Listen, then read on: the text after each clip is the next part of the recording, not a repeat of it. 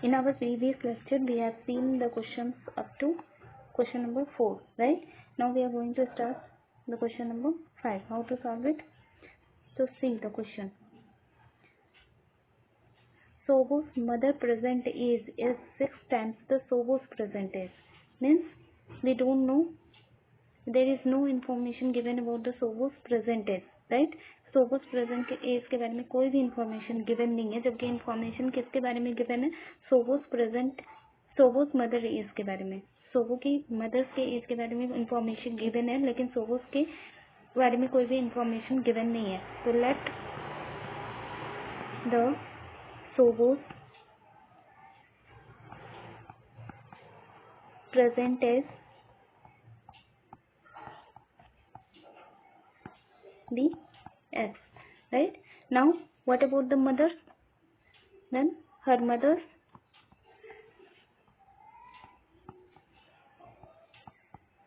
present age is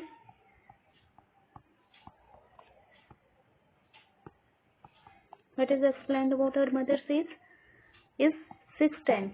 तो 6 और times लिखा है इसलिए into the 6 times the Sobo's present age. तो सोबो की प्रेजेंट एज क्या है? X, right? हमने अभी एक्स माना है. तो her mother's age will be 6 into x which is equal to 6x, right? Now coming to Sobo's age 5 years from now. तो सोबोस 5 years फ्रॉम नाउ की बात हुई है, तो 5 years फ्रॉम नाउ. हाँ, तो अभी आपकी जो भी एज होगी 5 साल के बाद आपकी एज क्या हो जाएगी? तो जो भी अभी आपकी एज है उसमें आप क्या करोगे? 5 years ऐड कर दोगे ना. हाँ, तो इसी तरह सोबू की एज क्या हो जाएगी 5 years के बाद?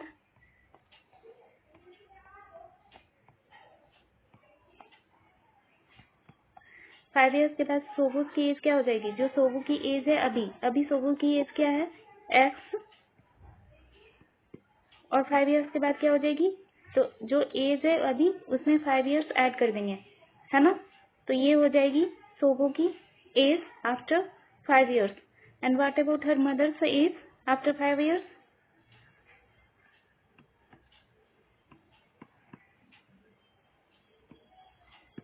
इट इज सोबो की मदर की अभी की एज क्या है? 6x. तो 5 साल की बाद की एज क्या हो जाएगी? 6x plus 5, right? हाँ, तो अब क्वेश्चन में क्या कह रहा है? Sobo's age 5 years from now will be 1/3 of his mother's present age. तो सोबो की एज 5 years फ्रॉम नाउ. तो सोबो की एज 5 years फ्रॉम नाउ क्या है? x plus 5. आज से 5 साल के बाद सोबो की एज है x प्लस 5, ठीक है? विल बी क्या हो जाएगा? Is equals to, will be means is equals to, now will be 1/3 of his mother's present age. मतलब 1/3 times of her mother's present age. तो मदर्स की प्रेजेंट एज क्या है? 6x है, तो 6x, ठीक है? चलो, अब ये इक्वेशन बन गया, इसे सॉल्व करते हैं, ठीक है? तो यू आर सीइंग दैट कि we have variable on both the side of the equals to, ठीक है? अभी इधर देखो, ये 6x है और ये मल्टीप्लीकेशन में 3x है, मतलब ये ऐसे है 6x/3, राइट? हाँ, तो कैसे कट हो जाएगा? नहीं है 3 से 2 times, right? Then x plus 5 is equals to 2x, right? तो अब इसे कैसे सॉल्व करेंगे? तो सारे वेरिएबल्स को एक साथ ले आओ. तो what are the variables? We have 2x here and x here. तो x को हम उस साइड ले जाएंगे, तो क्या हो जाएगा? x इधर प्लस में है, तो x उस साइड जाएगा तो माइनस में. तो 5 इज इक्वल्स टू, 5 के आगे प्लस का साइन है, तो plus 5 is equal to 2x, और x को उस साइड ले गए हैं तो it comes with the negative sign. तो 5 is equal to 2x minus x. तो x क्या है? x हमने माना था सोबो की प्रेजेंट एज. तो सोबो की present age of Sobo we have considered as which is equals to 5 years, right? अब उसकी मदर्स की as, her mother's age will be equal to 6x है, तो 6 इंटू x की क्या वैल्यू है हमारे पास 5, तो 6 into 5 which is equals to 30, तो 30 years, right? This is the solution for your question number 5. Now coming to the question number 6. What is the question number 6? It is telling that there is a narrow rectangular plot. तो एक rectangle बना लो, ठीक है? हाँ, ये एक rectangle है reserve for a school in Mahauli village, मतलब कोई रेक्टेंगुलर प्लॉट है. The length and the breadth of the plot are in the ratio. हाँ, तो जब रेशियो में चीजें होती थी तो हम लोग कैसे लिखते थे? The ratio is given between which, तो length of the rectangular plot and the breadth of the rectangular plot के बारे में रेशियो दी गई है. तो length by breadth is equal to 11/14, लेकिन ये रेशियो में है तो इसे कैसे कंसिडर करेंगे? तो लेंथ क्या हो जाएगी रेक्टेंगुलर प्लॉट की? लेंथ की बात करेंगे तो length of the rectangular plot will be 11s not 11, ठीक है, क्योंकि ये रेशियो में गिवन है. और ब्रेथ क्या हो जाएगी? Breadth will be 4s, right? हाँ, तो at the 100 rupees per meter, at the rate of 100 rupees per meter, it will cost the village panchayat rupees 75,000 to fence the plot. हाँ, अब क्या कर रहे हैं? फेंसिंग कर रहे हैं, है ना? तो फेंसिंग कहाँ करते हैं हम लोग? बाउंड्री के अलॉन्ग करते हैं, ओके? बाउंड्री पे फेंसिंग करते हैं, इधर फेंसिंग करेंगे, राइट? तो बाउंड्री पे फेंसिंग करेंगे मतलब क्या निकालना है? बाउंड्री मतलब पेरीमीटर, है ना? तो फेंसिंग का मतलब क्या हो गया? पेरीमीटर कैलकुलेट करना. तो perimeter, what is your perimeter of the rectangle? Formula क्या है? 2 इंटू एल प्लस बी. तो 2l क्या है? 11s, और b क्या है? 4x. Then 2 into 11s plus 4x is 15s. Then it is equals to 2 into 15 is 30x. तो perimeter क्या आ गई आपकी? 30x, right? अब क्या गिवन है कि जब हम 100 रुपीज, ये रेक्टेंगल है ना, रेक्टेंगुलर प्लॉट, इसके 1 मीटर में अगर हम फेंस कर रहे हैं, इसके 1 मीटर में हम फेंस कर रहे हैं, तो इसकी कॉस्ट आ रही है ₹100. ओके, इसकी कॉस्ट क्या आ रही है? ₹100. तो जब हम पूरा इसको फेंस कर देते हैं तो अब क्या कॉस्ट आती है? टोटल कॉस्ट जो आती है फेंसिंग की वो आती है ₹75,000, ठीक है, टोटल कॉस्ट, ठीक है. तो पेरीमीटर क्या हो जाएगा हमारा? तो कितने मीटर हमने फेंस किया है? 1 मीटर की कॉस्ट है 100 और टोटल कॉस्ट है 75,000. देन कितने मीटर हमने कॉस्ट फेंस किया? तो इसे कैसे निकालेंगे? जैसे मैं बोल रही हूँ, 460 रुपीज की पेन खरीदी हमने और एक पेन की कॉस्ट 4 रुपीज है. Then what is the total number of pen? Total number क्या हो जाएगी पेन की? तो क्या करते हैं, जो हमने पूरा इन्वेस्ट किया है, कितना इन्वेस्ट किया है? 60, राइट? टोटल कॉस्ट क्या divided by cost of 1 pen, है ना? तो what is the cost of 1 pen? ₹4. तो कितने पेन्स आ जाएंगे हमारे पास? 15 पेन. तो हमने इसमें क्या किया था? टोटल कॉस्ट जो आ रही है उसको किससे डिवाइड कर दिया? हमने कॉस्ट ऑफ 1 पेन से डिवाइड किया, राइट? हाँ, तो इसी तरह हमें टोटल कॉस्ट गिवन है पूरी फेंसिंग की और 1 मीटर की कॉस्ट गिवन है पूरी फेंसिंग की, तो कितना मीटर फेंस हुआ है वो निकल जाएगा। तो कितना मीटर हमने फेंस किया है, और जो मीटर हमने फेंस किए हैं वो क्या है? Perimeter, right? तो perimeter will be equals to what is the total cost? Rupees 75,000. And what is the cost of 1 meter of fencing? It is rupees 100. Right? तो पेरीमीटर निकल के कितनी आ जाएगी? कितने मीटर हमने फेंस किया टोटल? 0 से 0 कैंसिल, 0 से 0 कैंसिल, तो 750 मीटर। 750 मीटर हमने क्या किया है? फेंस किया है, राइट? तो 750 metre is the total perimeter, ठीक है? टोटल पेरीमीटर को कॉस्ट, टोटल को फेंस करने में हमें 75,000 लगा था ना? हाँ, तो टोटल क्या है हमारा? पेरीमीटर है, ठीक है? तो पेरीमीटर क्या आ गई? 750, ठीक है? और यहाँ से पेरीमीटर हमने क्या निकाला था? 30F। तो अब इक्वेट कर देंगे, then 30F is equals to 750 metre. Then F की क्या वैल्यू निकल जाएगी?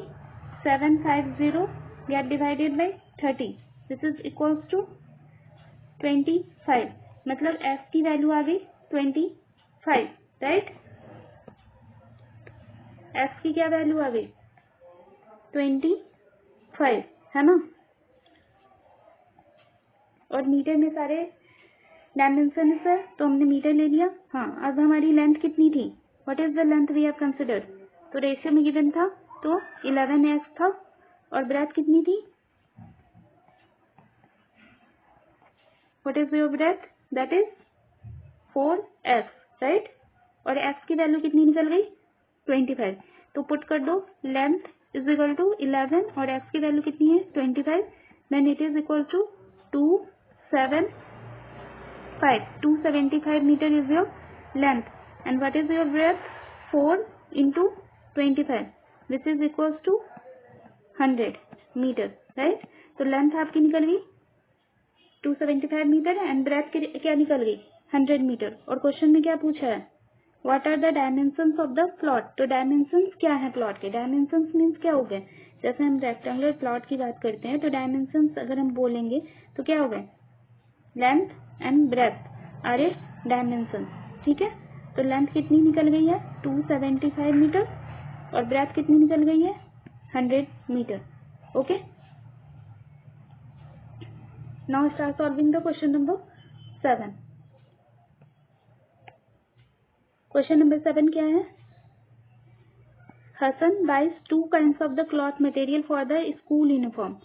स्कूल यूनिफॉर्म के लिए हसन ने 2 क्लॉथ्स के मटेरियल खरीदे, ठीक है? शर्ट और ट्राउजर, ठीक है? तो शर्ट मटेरियल कॉस्ट हिम ₹50 पर मीटर। तो शर्ट की मटेरियल की कॉस्ट कितनी है पर मीटर की? Shirt material cost per metre, 1 metre की कॉस्ट कितनी है? ₹50, ठीक है? Trouser material that cost in ₹90 per metre, और ट्राउजर मटेरियल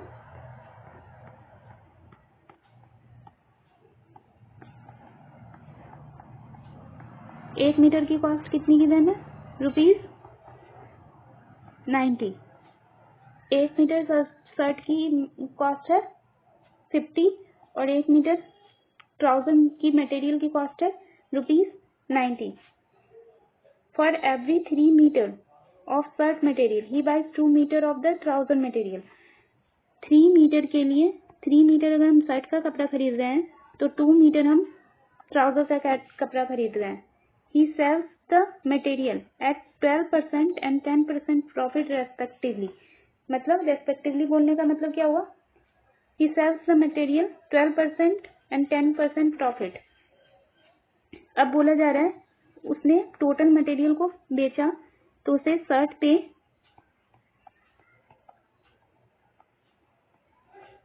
12% की प्रॉफिट आ रही है और ट्राउजर्स पे 10% की प्रॉफिट आ रही है। ठीक है। और ये देखो उसने जब खरीदा था, किसी मटेरियल को खरीदते हैं तो उसे क्या बोलते हैं? सीपी। ठीक है। तो ये सीपी है किस चीज की? ये सीपी है आपकी शर्ट की मटेरियल की और ये सीपी है आपकी ट्राउजर की मटेरियल की। तो हम लोग जो सेलिंग प्राइस लेते हैं that will be equals to जो हमारी सीपी होती है उसमें प्लस प्रॉफिट करते हैं। ठीक है। ऐड। ओके। तो हमारी सीपी कितनी है? 50 है शर्ट के लिए, शर्ट के 1 मीटर के लिए हमारी सीपी कितनी है? 50 है। और उस पर प्रॉफिट कितना हो रहा है? 12% का प्रॉफिट हो रहा है। तो 12% of CP. Okay. Then 50 plus what is the 12% of CP? CP क्या है? 50। ठीक है।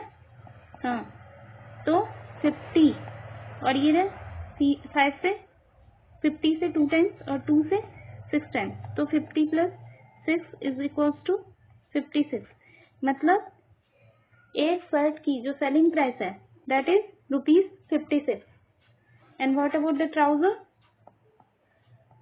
सॉरी, 1 मीटर शर्ट की मटेरियल की सेलिंग प्राइस, ये 1 मीटर की शर्ट की मटेरियल की सेलिंग प्राइस है कि जिसमें उसने बेचा है ना। और ट्राउजर की 1 मीटर की सेलिंग प्राइस कितनी हो जाएगी? It is also equals to हमारे जो सीपी आता है उसमें हम प्रॉफिट को ऐड करते हैं। ठीक है। तो सीपी क्या है यहाँ पे? 1 मीटर का ट्राउजर का 90 और प्रॉफिट कितना हुआ है? 10% हुआ है। सी ट्राउजर्स के लिए 10% की प्रॉफिट हुई है। तो 10% ऑफ व्हाट?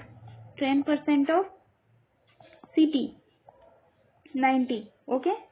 90 पे ही 10% का प्रॉफिट हुआ है ना।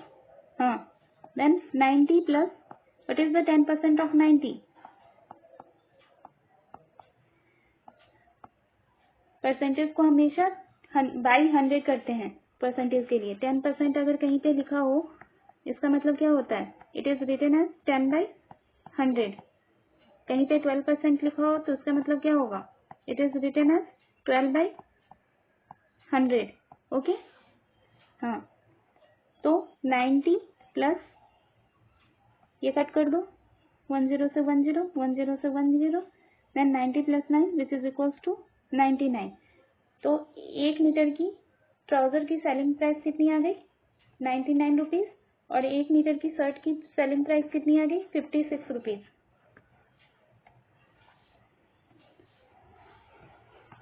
SP of 1 metre of shirt is equals to ₹56 and SP of 1 meter of trouser is equal to ₹99। और CP कितनी थी? CP of 1 meter of shirt is equal to ₹50 थी ना। कितने में खरीदा था? 50 में खरीदा था और बेचा कितने में? 56 में। And CP of 1 meter of trouser will be equals to ₹90, right. हाँ, तो इतना कुछ हमें पता है। नाउ क्या बोला जा रहा था कि 3 मीटर के लिए, 3 मीटर शर्ट के मटेरियल के लिए 3 मीटर का शर्ट का मटेरियल जब खरीद रहे हैं तो 2 मीटर हम ट्राउजर का मटेरियल खरीद रहे हैं, तो एक यूनिफॉर्म को फॉर्म करने में हमें क्या, एक यूनिफॉर्म को फॉर्म करने में हमें 3 मीटर का शर्ट का मटेरियल लग रहा और 2 मीटर का ट्राउजर का मटेरियल लग रहा है, ठीक है। तो एक यूनिफॉर्म को बनाने के लिए 3 मीटर शर्ट की मटेरियल लग रही और 2 मीटर ट्राउजर्स की मटेरियल लग रही है, ठीक है।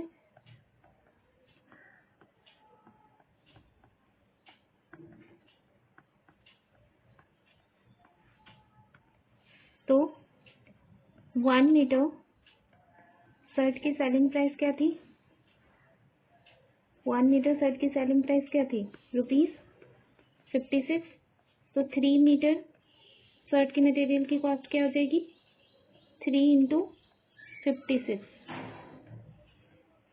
विच इज इक्वल्स टू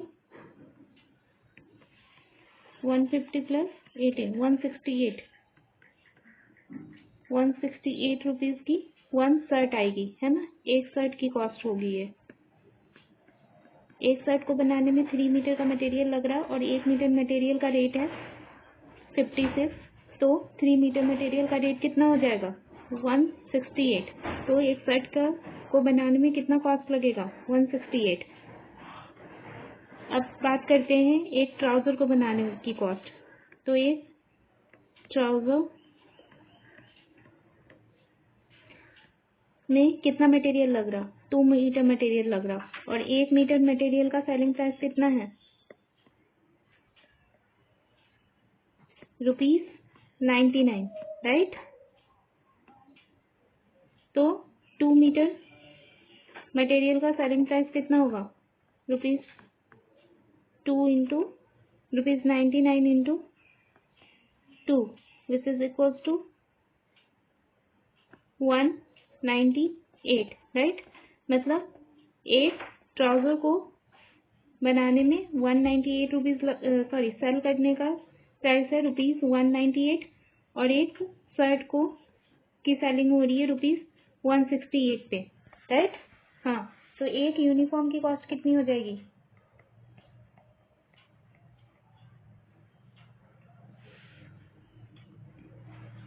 तो उसमें एक यूनिफॉर्म में एक शर्ट होंगे और एक ट्राउजर होंगी।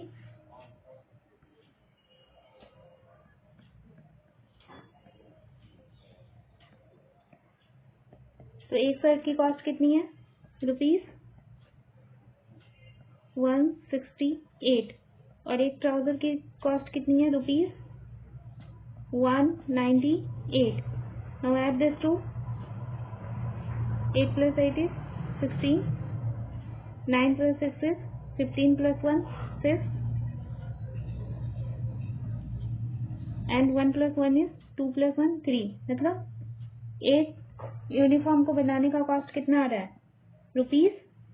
₹366। तो कितने नंबर ऑफ यूनिफॉर्म्स बने दैट इज अननोन। तो let the number of uniform is equal to S, मतलब एस यूनिफॉर्म बने हैं, ठीक है। तो एस यूनिफॉर्म्स में एस यूनिफॉर्म बने हैं। एक यूनिफॉर्म की कॉस्ट कितनी है?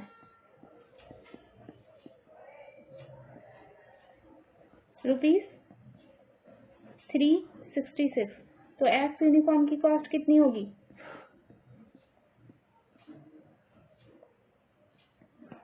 ₹366 into S, right? Means 366 S is the cost of S uniform, right? और टोटल ये कितना गिवन है? S यूनिफॉर्म को जब हमने बेच दिया तो हमें कितना पैसा मिला है? ₹36,600, right? It is the total earning। तो कितनी यूनिफॉर्म होगी? Now solve this equation, you will get the number of uniform। तो S is equal to क्या आ रहा है? 36600 गेट डिवाइडेड बाई 366, क्योंकि ये 366 एक्स के साथ मल्टीप्लिकेशन में है। तो कितने यूनिफॉर्म्स हो गए? 100 यूनिफॉर्म्स, राइट। तो एक्स की वैल्यू कितनी आ रही है? 100, और 100 हमने क्या माना था? नंबर ऑफ यूनिफॉर्म्स, ठीक है। तो एक्स की वैल्यू कितनी आ गई? 100। तो यूनिफॉर्म्स कितने बने? 100 बने। तो ट्राउजर्स कितनी बनी?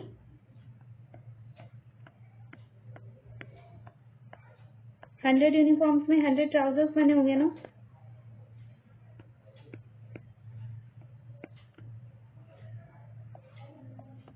हंड्रेड ट्राउजर्स बने होंगे और 100 शर्ट्स बने होंगे।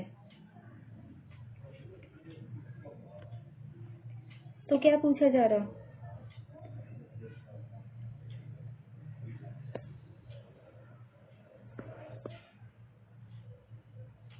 हाउ मच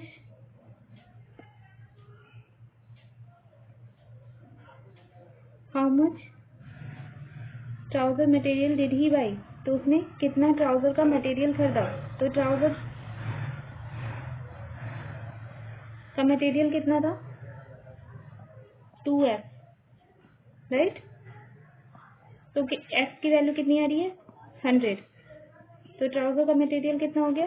2 इंटू 100, राइट, मीन्स 200 मीटर। ट्राउजर का मटेरियल कितना करता? 200 मीटर। और शर्ट का मटेरियल कितना करता? शर्ट कितने थे? शर्ट की मटेरियल कितनी थी? 3x, right. एक शर्ट को बनाने के लिए 3 मीटर मटेरियल चाहिए, तो x शर्ट्स को फॉर्म करने में कितने मीटर मटेरियल लगेंगे? तो 3 into x which is equals to 3x, मतलब 3x मटेरियल लगेंगे। तो x की वैल्यू कितनी आ रही है? 100। Then what is the value? 300, means 300 is your total material. 300 meter is the total material required for the shirt and 200 meter is the total material required for your trouser.